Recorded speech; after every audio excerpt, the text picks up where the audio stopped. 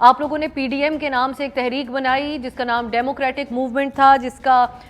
مقصد یہ تھا کہ اور عمران خان صاحب پہ الزام یہ تھا کہ وہ اپنے حکومتی فیصلے اداروں کے حوالے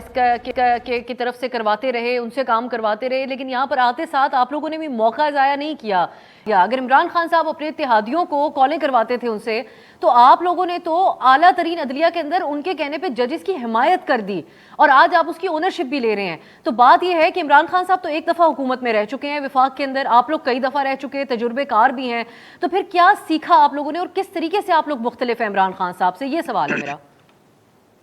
جی، سوال کا جواب یہ ہے کہ ہم نے چارٹر آف ڈیموکریسی کیا،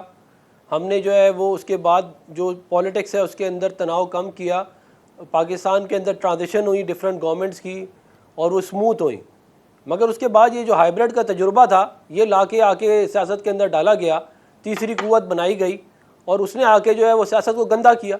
اب وہ گندگی جو ہے وہ ایک دن میں صاف تو نہیں ہوگی نا، اس کو تو آہستہ آہستہ صاف کرنا پڑے گا۔ جن کو آپ نے عادتیں ڈال دی ہیں 4-5 سال کالوں کرنے کی، فیصلے کرنے کی، وہ ایک دن میں تو ختم نہیں ہوں گی، ان کو ختم کرتے کرتے بھی ٹائم ہی لگے گا۔